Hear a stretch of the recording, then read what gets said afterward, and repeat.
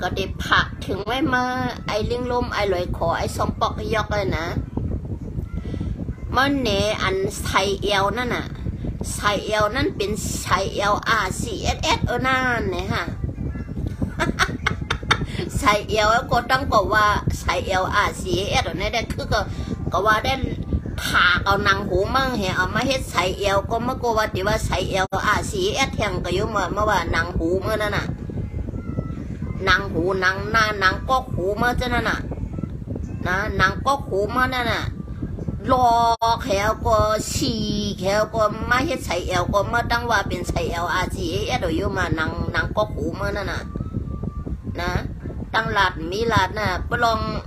ใส่เอวเมียวนั่นน่ะเมื่อวานเปิ้นเฮ็ดกันตั้งวันตั้งมึงเปิ้นไข่กันกูตีกูตั้งRCSSเฮ็ดไข่มันจะหลงจะไหนก็มาลาดมามีแต่ดิเกตัวมาเก่งกว่ากูที่กูปึงเนาะกูไล่มันเจอคนลัดมิ้วมันเจอคนมาลาดเนี่ยไอ้ลิงลมไอ้ลอยคออันนั่งใส่เอวก็ว่าใส่เอวRCSSกวนRCSSเนี่ยว่ามาเฮ็ดเพชรปลอมมาส่งมั่งก็ได้ไอ้เมืองมันว่าในเมืองมันว่านั่นน่ะเป็นเพียรมาไอ้ลิงลมไอ้ลอยขอมาทางกำหัวน่ะนะเอาส่งมาRCSS RCSS นะก็ผักถึงไหมใครเป็นRCSSเป็นใครเป็นASPPเป็นละสูก็เอาตายก้นเมืองอยู่ลีนั่นน่ะนะสูก็เป็นก้นก็เอาตายนั่นน่ะนะก็ผักถึงไหมลอกเอาหนังก็โขมั่งเห็นแล้วมาเย็บเพชรเป็นไซเอลก็ว่าเป็นไซเอลRCSSเที่ยงหนังก็โขเมื่อนั่นน่ะเมื่อก็ดิมาลาดที่ไหนนะคือเห็นเนาะRCSSมีกูมิวทำมาอย่าเขามีโรงงานอิดออกมานะเฮ็ดออกมานะเป็นคนนอกเมืองเฮ็ดออกนะไซเอลฉันนะเพอก็ชื่อเฉลยบ่มีเงินนะบ่มีเงินเนี่ยเพอก็ชื่อเฉลยใส่เอลมิ้วนั่นน่ะไว้ก็ใส่เอลหนังก็โหมาง่ายกว่ามันไปเอาไรมันไปจะให้ขายมันนะใส่เอลหนังก็โหมานั่นน่ะหลอกหนังก็โหมาเฮ็ดใส่เอลไอ้ขายมันไปหลอกอะไรหนังก็โหมานั่นน่ะนะ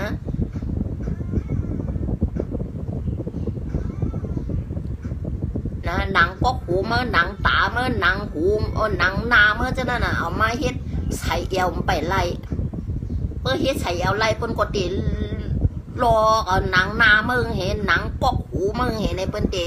มาเฮ็ดใส่เอวกว่าเนี่ยนะกับผักถึงให้มาไอ้ลิงลมไอ้ลอยคอไอ้ช่องปอกยกไอ้น้ำยันเห็นเนี่ยนะไอ้มันถักลอยคอนะก็หาได้จิ้มหมอห้องว่าจื้อมันเป็นตาในได้เขาติ้มห้องในเนาะมันเจอนะว่าเห็นไหนว่ามาเนาะหนังก็โขมามันไปหลอกไหลหนังก็โขมานั่นเพราะว่าวันมันหนังก็โขมาหลอกไหลแต่เปิ้นก็เด็ดหลอกหนังก็โขมาเดี๋ยวมาเฮ็ดใส่เอวเดี๋ยวมาเอาเฮ็ดแคบตีนซอกตีนจะในน่ะหนังก็โขมาหนังนาเมื่อจะนั่นน่ะเปิ้นก็ติดหลอกให้แล้วเอามาเฮ็ดตีเซ้าตื้อตาตีเฮ็ดเอาหนำเฮ็ดสังประเดี๋ยวมาเฮ็ดแคบตีเนี่ยประเดี๋ยวมาเฮ็ดใส่เอวเนี่ยนะหนังก็โขมานานหนังนาเมื่อจะนั่นน่ะไอ้ลิงลมไอ้ลอยคอไอ้ช่องปอกยอไอ้มันไอ้เมียนเห็นไอ้มันทักนะ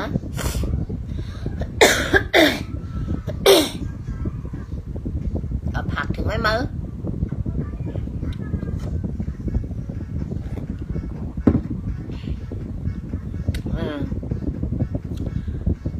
เงาเลี้ยงหุ่นเหมือมันเป็นภาษาอังกฤษเป็นของ ASPP วันไฮเป็นของ ASPP เงืองวันไฮน่ะนะเลี้ยงหุ่นเหมือนวันนั้นน่ะตั้งไอ้ใจกวนไอ้ใจคิดใจคิดตังตูนั่นน่ะเมื่อเปิ้นไปยืดตายก็ชื่อก็หันอันลากไปดีไล่คานั่นน่ะอำหันเผาตังเนาะอันดีกวนชื่อเขาเป็นหมักช็อตให้เลยหมักกว่าเยี่ยเธอปันให้เลยแตกต ายดีป่าเฮียวไล่คานั่นน่ะป่าเฮียวมาล่างไล่คานั่นน่ะไปเอาออกมาต่างเมื่อวันที่12/6 เดือนปี2023นั่นน่ะเอาออกมาต่างกันนะมาออกมาต่างพอถึงมาโห่แผล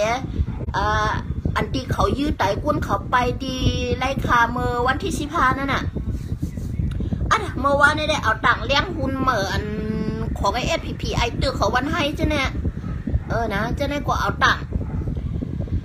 มองเจอจอมย้อนเปว่าเข้าปังตึกตีไล่คาหมักกองห้ามเข้าตั้งหลังเฮเลตายว่ะญาแต่มันเนี่ยอันไอก้อนหมักสวดตายดีป่าเหี่ยวไล่คางเห็นเนาะป่าเหี่ยวดีไล่คามาลังนั่นน่ะเอานั่นลงมากึกกับดังอันไอ้น้องภูมิจันทร์อันที่เขายื้อตายไปตีวันตีไว้ละก้าเกี่ยวกับตีสิ่งจงอย่างผ้าอย่างอินน้ำหัวเนาะนั่นน่ะอันก็นั่นน่ะเอามาตั้งกึกกันย้อนเพราะว่าหลู่เนื้อเลยแผ่นดินวันเมืองหลู่ก็โหสวยแผ่นดินวันเมืองตะวันในนะหลู่ก็โหสวยแผ่นดินวันเมืองกันแล้วภาคถึงแหมอันแน่เลี้ยงหุ่นเหมือบปอมบันให้นั่นน่ะไปดันกันเอาไปดันกวนเมืองติ่มหัวนะเอาตังขึ้นไอ้ใจกวนคิดตังตุ้งก็เอาตังขึ้นหาก็ตาปันมาเอามือคำบ้าได้นะอันนี้ได้ไปเจอโยเนี่ยว่าจะอาจีเย็ดโยนี่เลยมันเจอลูกเพิ่มเจอโกว่าเจอเพิ่มเจอโกว่าเจอเขาก็เจอคนมาบัดภาพเป็นจึงมาหนาใจคิดนะก็ผักถึงไม่ด้วยมาขวบแม่นห้าแล้วนะนะเอาออกมาต่างเนาะไอ้น้องก็หันทำไปเอาป้ากว่าหมักป้อมอันนี้เลยไปเลยเอากวาดตัวเถอะปันอันก็ไปกินไปยำเขานั่นน่ะอันก็ไปยำก็เต็มไข่ปันกว่าเมื่อก็อย่าไปเจ้านี่เจ้านอเจ้าเนื้อมันก็กูญาติดังพิษหนึ่งก็ไอ้นั่นก็อันก็หานั่นก็ก็หาอันก็ไข่ไปมันหรืออะไรตั้งมันไข่ไปลูมันหรืออะไรเนื้อเจอมันอ่ะนะมันไข่อยู่อะลูมันก็หลักหมักป้อมให้ปล่อยเหรอปะนี่ก็ไต่อ้องอะดีป่าเหี่ยวมาล่างไรขานั่นน่ะนะอันนั้นเอาต่างลงมาคือเกินตั้งไอ้น้องน่ะอันไอ้ภูมิจันทร์ไอ้น้องภูมิจันทร์ตายเมื่อวันที่15น่ะเสียหลายมองใจจอมหลู่แผ่นดินบ้านเมืองหลู่เลือดใส่ใจแผ่นดินบ้านเมืองเอาไข่โคญาสูมายื้อไตขึ้นในหลู่แผ่นดินบ้านเมืองเนี่ยฮะวะจะในกูชูเมื่อลาดก็คือเกิดอะไรพี่วันให้ได้ลองกระลิงกระล็อกกระลิงเพื่อก่อว่าผ่าแต่เนี่ยมันได้พิจารณามันเป็นผ่าแต่ผ่าคล้องนั่นซึกผ่าแต่ผ่าคล้องวันให้นั่นนะซึกปินหายซึกขังป้องปินซึกต่อซบตั้งเตยมาขายตั้งเหนือต่อซบตั้งเหนือกว่าขายตั้งตุกต่อซบตั้งตุกเลยแล้วกดขายตั้งออกให้ไหนเนี่ยซึกวันให้เนี่ยมันเป็นซึกเดียวนั่นนะผักถึงแม่หลู่แผ่นลิ้นเนอเลยทีละสูเอามากองมาปัดปันเปิ้นก็ได้ยอบกว่าขึ้นนะว่าเป็นลิบเป็นตายเต็มหัวนะติทึบติปิดติทึบตินำติควายติซอยติปิงติโคติเหนียวหัวกว่านั้นแน่นะอันก็ภูมิจันทร์แต่เย้าหยากว่าเย้าหนอจัดดึงหน่อยเสามันแต่เด่นดำต้อยมองเจอจอหมูเด้งก็นะยาขึ้นแล้วจุ่มเขายื้อขึ้นหน่อยยื้อไตขึ้นหน่อยยาขึ้นจุ่มให้ผียื้อไตขึ้นก้นเขาหน่อยเสาอันมันแต่เด็ดดำต้อยมองเจอเขาตีเปิ้ลนะถ้าก็เอาตังลงจอมปีน้องเนี่ยได้ยาวกว่าจัดตั้งยาวจูน้องยิงแต่เนี่ยก็ว่าไหนมันน่ะนะจังว่าน้องมีสัพพะตะลาเฮียนปั่นเห็นนะพี่เขายื้อตายแบบจู้น้องนะน้องยิงก็เฮ็ดปั่นซ้อม7 วันหลู่ปั่นตันปั่นเฮจัดเลยปั่นเลยเสียมมาเกิดเป็น กวนมวนเป็นหางจัดละปันละเสียมาอย่าให้ไรมาเป็นลูกแม่ได้แต่อย่าไปให้ไรมาเป็นชิกวันให้ยาอู้เนี่ยน้องก็สุดตรงปันก็หยัดน้ำปันเห็นนั่นน่ะนะย้อนเปิ่นใครอยู่เปิ่นไปไปเอาตายเปิ่นแห้งได้นะเนี่ยอันจ้ากวนชึกเนอะผีเต็มเจ้าตันอ่องเชมว่าไอ้น้องอันที่ตายที่ที่ป่าหิวหมักลังมานะไอ้น้องอันที่เขายืดตายนั่นเสียมาเนี่ยตายมาจัดเลยปันเราเปลี่ยนลูกเม็ดได้ฮะเปลี่ยนอีสังฮะเนี่ยอย่าไปให้อะไรมาเปลี่ยนสิกวันให้เย้าเนี่ยเนาะมาเกิดเปลี่ยนไตก็อย่าให้อะไรมาเปลี่ยนสิกวันให้เย้าเนี่ยเนาะว่าหาอันที่หลอดเพนั่นน่ะนะเปิดสิกวันให้เนี่ยมาหลอดเพมันเป็นขี้ข้าเปิ้นเฮ็ดเที่ยงเพราะว่าอะไรกินเงินน่ะมาเปิ้ลว่าเมื่อเฮ็ดปันการเท่าแน่ก็ได้เมื่อ1 เหรียญมาจ่องเลยไร25,000ก็20,000ก็กับปันมา1 เหรียญ50,000ไอ้มากกว่าซับปันน่าจะได้มากกว่าถ่อมเข่าถ่อมเงาอันก็อะไรกินเงินชุ่งเงินน่ะปันลือมาเงิน2-3 หมื่นมันก็เมียนแห่นนะไตแน่เป็นแน่ไตเมียนแห่นน่ะไตจะแน่นะเป็นซึกไตหนังกันก็หักกันขึ้นนะจุ่มเขาเนี่ยหักกันขึ้นเฮ็ดหมาหูเนาเฮ็ดหนอนเนยเพื่อใส่เลยกว่าหาจอบก้อนในเป็นก้อนในเป็นก้อนในเป็นแล้วจุ้มเขาขึ้นเนี่ยนี่นะหูเป่าหัวคิงสือแทนนางคือ2 นิ้วมันคุ้มไรหรอมันก็ให้เกี่ยวว่างี้ง่างง่อยบางถ้าเขาถอยเขาเด็ดถอยปันนะเงินกันโตได้ไปมีช่องไหนเนี่ยคิงเสือเทียนก็เดี๋ยวไว้นะโนกว่าของมันเท่าลูกนะไปต้มขมิ้นเชียนหนังซักควันเต้าซับก่อนย่าเป็นหูเมตินก็มันไปอู้โตงกันนะคิงเสือเทียนนั่นน่ะเนี่ยเอามาเฮ็ดผู้กุ้มกำเอามาเฮ็ดผู้อ่อนหูเฮ็ดสางซึกสวยตุกข้านะซึกสวยตุกข้าวันจึงคิงเสือแทนอามาเฮ็ดหูเปาเงางาชูเนี่ยก็ตั้งคิงขุนเสียงหูหลอกหูล้านหูเลื้อนของเจ้าเนี่ยขุนเสียงคือไตหอนวะเนี่ยคือไตคิวหาปากทับของนั่นเพื่อโผมากให้มีอะไรจันเลยจี้น้ำหมูคิวมันนั่นน่ะนะเจ้าเนี่ยอามาเฮ็ดขุนชูแดงมึงห้ำมึงห้ำคนก็ห้ำมึงก็ห้ำนะถามถึงไหมเพราะว่าเขาเจ้าเนี่ยชุมเปียงไปเฮ็ดแล้วไตเนื้อปาติมาสูงจึงไตในติเป็นขี้คาลีเปิ้นจึงสูห้องความจอมเนี่ยติเป็นคาลีเปิ้นแทงกาหือติเป็นคาลีเปิ้นแทงไหลจัดไหลปันมันน่ะสุก็ติเป็นนั้นก็อย่าเปิ้ขุนเสียงคือไตสือเทียนเหรอจอมึงเหรอนะสู้ลมพรสู้ลมเฮือนเหรอจะไหนพงหันพงหินหน่วยงูเหรอจะไหนเอาจะไหนมาเฮ็ดได้ซึกไตสู่วันให้นั่นน่ะเป็นซึกขี้คาเปิ้นเมียนเนาะนะสุก็ลูกน้องปองไปมันได้หมูเหรอไล่เงินมาก็คนหลงใส่ทองแห่แหนปั่นไอ้ลิงรวมไอ้ลอยขอไอ้ช่องปอกยอกแห่แหนน่ะไอ้ช่องปอกยอกก็หายขี้ขับปั่นทั้งวันนั่นน่ะนะใส่เอวก็ว่าเป็นใส่เอวโคนไล่อย่างนั้นน่ะไอ้ช่องปอกยอกนั่นน่ะนะไอ้ลิงรวมไอ้ลอยขอไอ้ช่องปอกยอกไอ้มันทักนั่นน่ะไอ้หม่องมิ้นมันทักลอยขอนั่นน่ะนะอันไหนน่ะ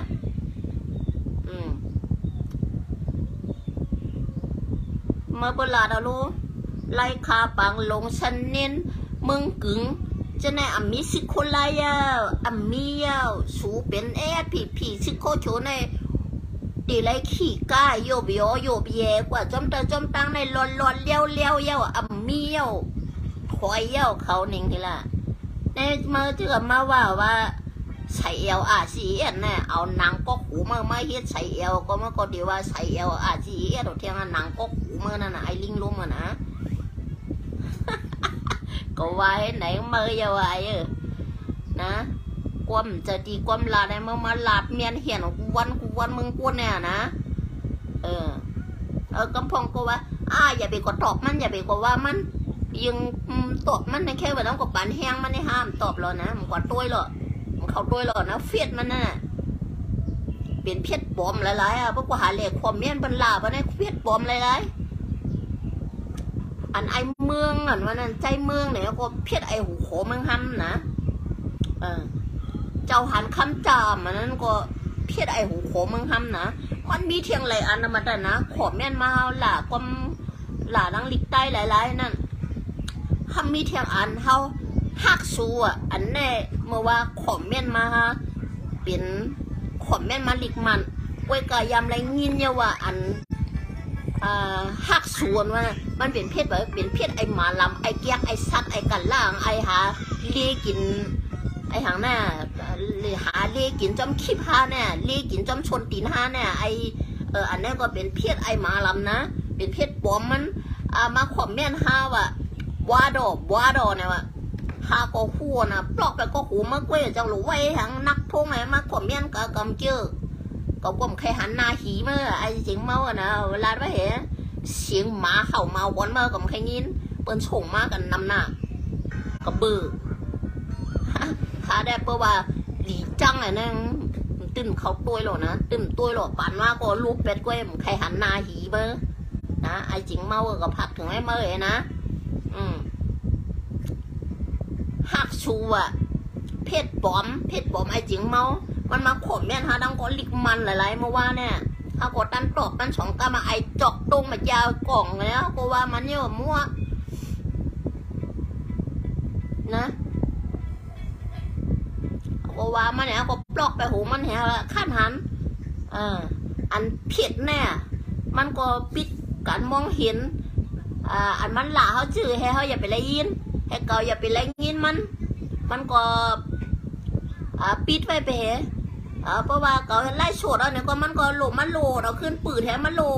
ดเอาขึ้นนั่นน่ะอันนั้นก็เฮ็ดเพชรปลอมมาเลยละหาโหลดคลิปเป็นไหนหากินใน YouTube นั่นน่ะไอสัตว์ของตัวได้ก่อนนะเนาะในก็สัตว์ในก็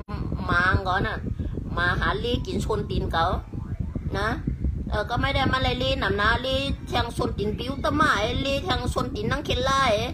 ลีแทงชนตีนปียอดใช่เหรถ้ามีแทงก้องผลก็หัวนะเป็นสุ่มมาบันชนตีนห้าแดงลีกูวันเอาอะชนตีนห้าลีกูวันอะไอนาชนตีนนะจริงเมานาชนตีนไอลีกูวันอะนะผักถึงไว้เมื่อแทงฮะ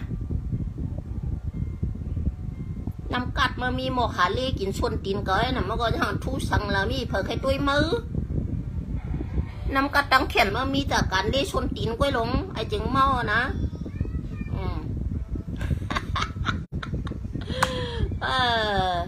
เลี้ยงหุ่นมาวันให้เนาะเลี้ยงหุ่นมาวันให้ต่างขึ้นมือเปิ่นไปยืดไตมือเขาไปยืดไตขึ้นก้นเขาตีไรคาแน่มาหันปอกขึ้นมาพอถึงเปิ่นมายืดไตไปแน่ชิลูเนื้อเลือดใช้เจอก็ไข่โคหางจูก็ไข่โคได้ไข่โคว่าก็ไข่โคปลามาเทียงคิดอู้นะก็ไข่โคปลามาเทียงกว่าน่ะถ้ามาเป็นไตก้อกันเนอะเนี่ยก็มองจะจมมาหน่ะมาหลุดเนื้อเลือดใช้เจอก็ไข่โคไปแล้วนะใจคิดอู้ก็ไข่โคไปมาแล้วนะเอาไข่โคได้ไข่โคว่าไปแล้วมาเตรียมตั้งลุงแล้วนะเมื่อวันที่12อันนะยาได้หมักซอดของเอาคนนั่นน่ะ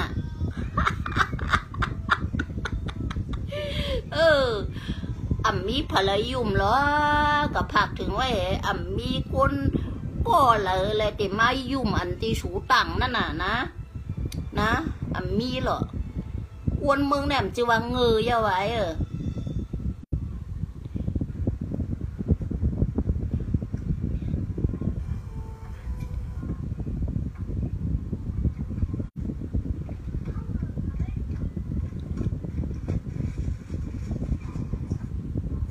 เมื่อใครต้อยไม่ต้อยก็เมียนจริงไงเมียนจังมาหูว่าเมื่อใครต้อยมันก็อย่าไปต้อยก็นะจือก็ได้มาหูฮ่ะมาว่าก็เมียนจริงมันก็เป็นเมียนฉีไปนี่ว่าใครวันไหนยังมานะใครต้อยมาใหญ่ต้อย มันก็เป็นไอ้ขี้มันก็เป็นขี้คายจิงเมาก็โยมาว่ามาขอมแม่นวางก่อนแน่นะความไอ้จิงเมาวางก่อนเนี่ยมาให้เวอร์นะมาก็เป็นขี้คายจิงเมาก็อะไรเลี้ยกไว้จิงเมาโยมาเตรียมวางก่อนไหนว่ามันแค่ด้วยไม่อย่าไปด้วยก็วายให้ไหนนะนำเสือไตสั้นเตรียมจะนายใหญ่มาด้วยฮะ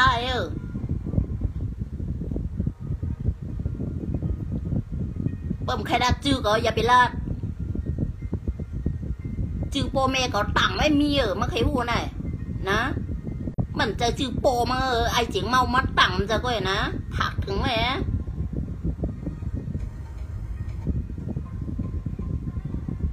นะจื้อเขาได้โปเมก็ต่างมาด้วยลูกวันเห็นต่างมาแทงวันมาใครพูดจะเหมือนโปมาไอเจ๋งเมามาก่อนเลยเรียกไว้เจ๋งเมาโยมาเข็นขมเมียนก็ฮาแน่นะเป็นขี้คายจิงเมาอะไรจิงเมาเจอเรียนกว่าคนอยู่ไหนคนอยู่จึงมาเนี่ยเป็นไอจิงเมาเจอเรียนกว่า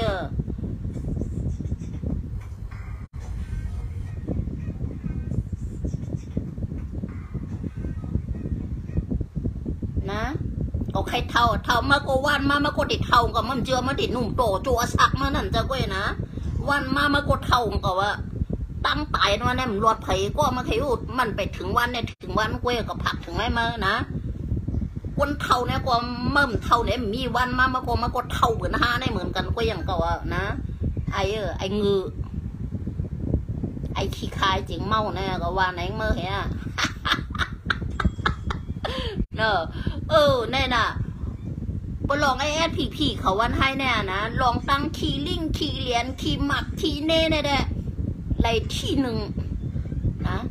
ไรที่หนึ่งเพราะว่าเขามายื้อสายไปไอ้น้องอันดีเมื่อวันที่15ของ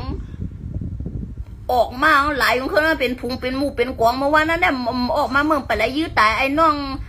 ภูมิจันทร์เขาตีไล่คางได้แยบแซบมีอย่างนะมีอย่างขึ้นมาเพื่อถึงยืดไตไปแล้วว่ามาหลุนนั่นเลยชายจะฉันจะในเกาไข่โคนะมันด่านะมาว่าเกาไข่โคว่าไข่โค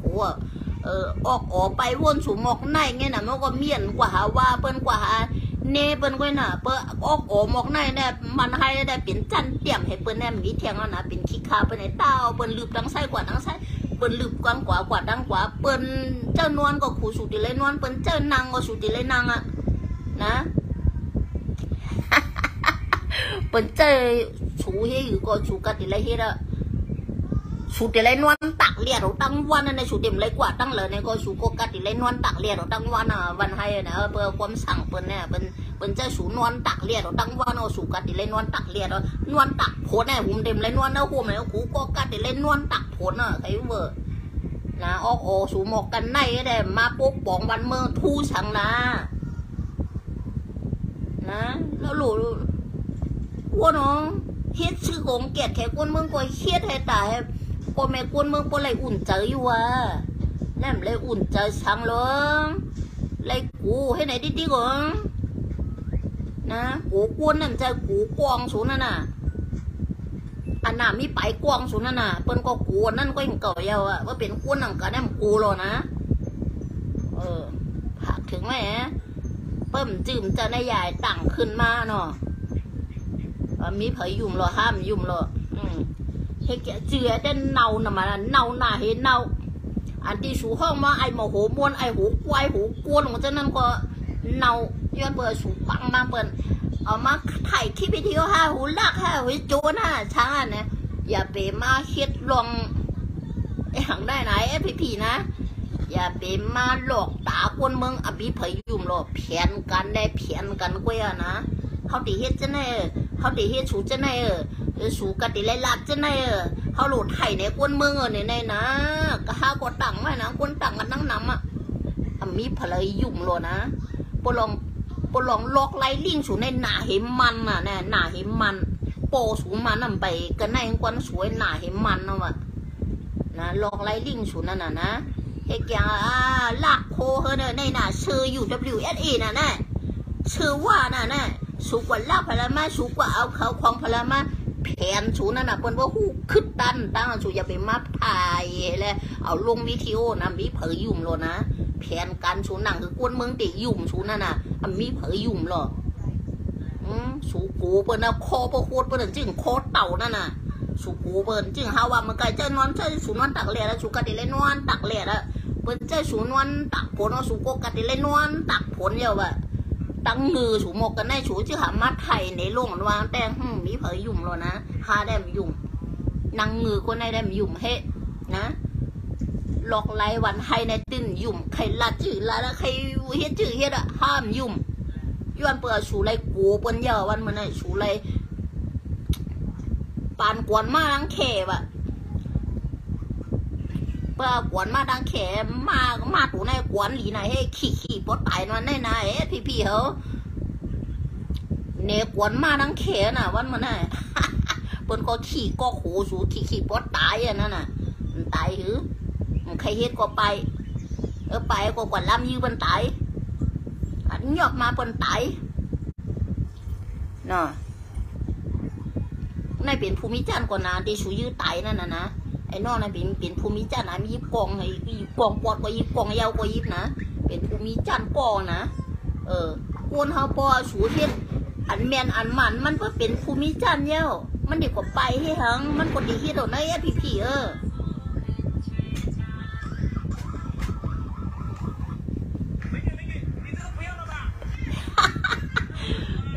เมียวไปมา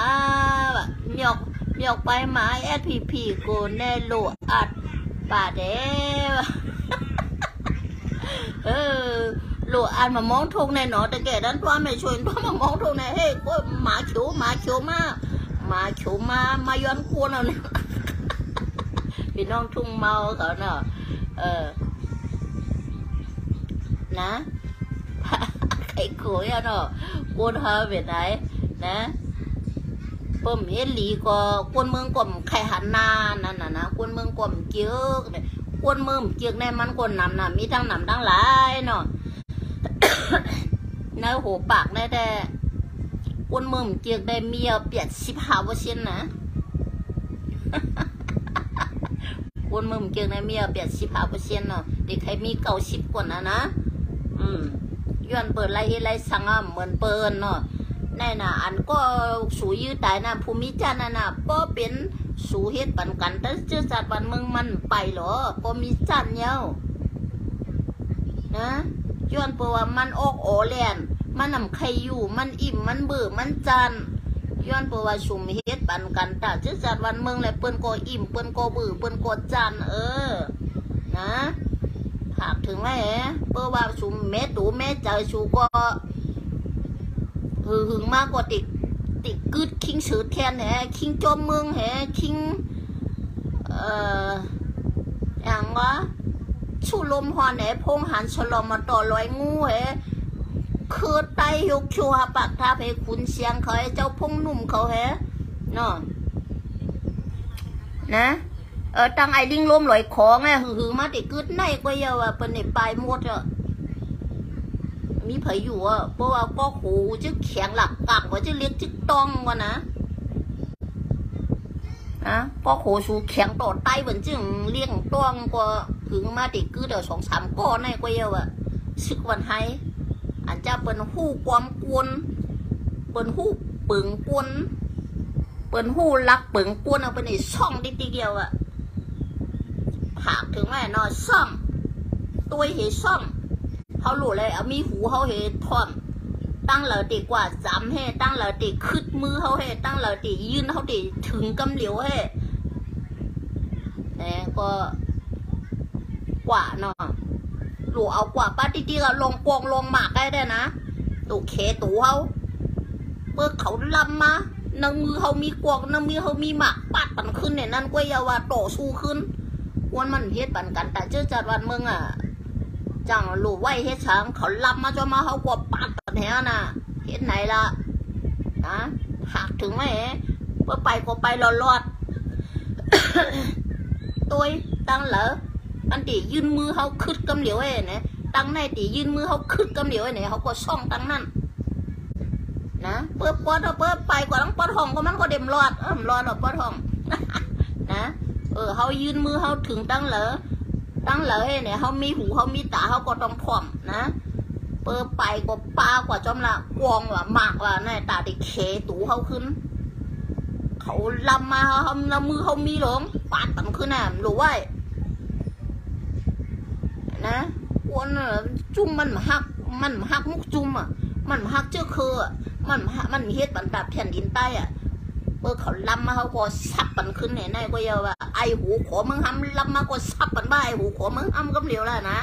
ซับเลียดแล้วนะปนหลัวเอาหนังก็หูมันเฮ็ดใส่เอวปนหลัวเอาหนังหน้ามันเฮ็ดซอกตีนแคบตีนนะเพราะว่าไอลิงลมไอหลอยขอไอช่องปอกยอกไอมันผักลำมาจอมปัดก็เหลียวละหลุดเลยลากเอาหนังลอกเอาหนังก็หูมันเฮ็ดใส่เอวเดี๋ยวไล่ลอกเอาหนังน้ามันเฮ็ดแคบตีนถากถึงเลยก็สิก็หันนะอุซุเมสผีมันให้อันป่องกวมกุนอันหูปักปึงกุนอันหูปักปึงไม่มีกุนนั่นแหละเนาะเปิดไปก็ไปรอดนะเพราะว่าเขาลวดน้ำมือขาเขาใครกว่าเฮ็ดกินกันวันละเบื้องหลังเขาก็กว่าเฮ็ดเห็นนั่นน่ะเอเซนะสั่งไว้แน่เนาะเขากว่าหาเหตุการณ์เหตุงานและเลี้ยงปอเลี้ยงแม่กูสูน้ำหมุนอันว่านั่นติกุ้มคองพองพร้อมเขากว่านะเขาจะเป็นกวนหลีเขาเลยเลี้ยงปอเลี้ยงแม่เขาเลยเลี้ยงจะแพ้ปังเขานะเขาเดี๋ยวอะไรกูสูเฮ็ดบันขี้คาคิงสือเทียนเขาคิงสู้ลมฮอนเขาคงหันสโลโมต่อลอยงูเขาขุนเสียงคือใต้หับโชว์หาปะทับเขาหน่อเรียกเขาจะแน่อันแน่ฉุนลงเมืองงานไรก็นะเขาจะแน่เฮ็ดปันกันเขาจะแน่ไรกูสูดดีเหรอมาไปรอได้เลยหาเฮ็ดเลี้ยงปอเลี้ยงเมสูละปอเมสูนั่นพันหยับมันเยอะขานเจอใครกินทั้งไรกินใครเฮ็ดซ้ำไรเฮ็ดเนาะใครกินเพชรก็กูลูกก็เจี๊ยบก็กินอันเพชรได้กำลูกก่อนนะต้องได้มันได้อยู่ยาเพชรนะก็เป็นแม่นะเกิดมาก็ไปไล่กินแหงก้นเนื้อตา5-6เดือนแน่นะอำไรกินช้างเลยเนื้อ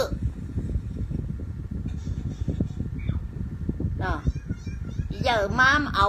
คิงสู้เขาล้มหวนล้มเฮียนะเอากว่าตายหลายๆแปดจึงไอ้น้องดีไรขาดนั่นน่ะมีทูช้างตายเปลี่ยนหลอกเปลี่ยนไหลเจ้าคือพี่น้องเขามาเฮียนอยู่5เนี่ยเนาะอันนั้นก็อันจะว่าเป็นคนแถวใน5อันนั้นก็อยู่เป็นคนดังอยู่ตีไกล5เนี่ยเนาะเพราะว่าไรหู้ไรยินเนี่ยอันแค่พังเปิ้นก็ตั้งขึ้นอยู่เนี่ยเนาะจะเป็นปีเป็นน้องเป็นเจ้าคือจะน่าไหนเฮ็ดแฮนปันเนี่ยค่ะเนาะเฮ็ดแฮนปันค่ะลูกปันตันปันเนาะ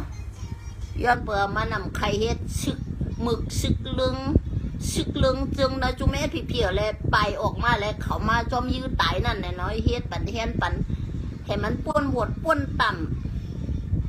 หนังคือโปรเตมไรมาเปลี่ยนทางขี้คาเขาวันให้นั่นเนี่ยเนาะสุดต้องปัญญาปัญนำเนี่ยกันเนาะไว้ไหนก็ยาจังว่าหือยาวะมาส่งกูก็ค่ะ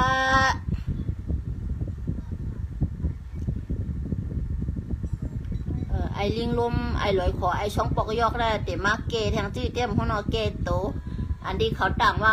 ไอ้น้องตายเมื่อวันที่12ว่ากว่าตึกกันว่ากว่าเข้าปังตึกกันว่ามาเกตูตั้งเลี้ยงหุ่นเหมือมาเกตูเกขี้ปะนะมันใครหัวนะใจคิดอูกว่ามาเกขี้แหละใหญ่มาเกตัวเกขี้สูงขึ้นนะขี้สูงขี้น้ำไหนเลยมาเกขึ้นขี้สูงละมีเผยยุ่มหรอไปส่งกูก็ค่ะเมื่อวานมันถูกหวยถูกเช่กันค่ะดอกถ้าได้มันชื่อก็มันถูกให้ฮังหลีมิ่งกันให้ฮังหลีกึกปื้นกันกูก็เนี่ยกันเนาะ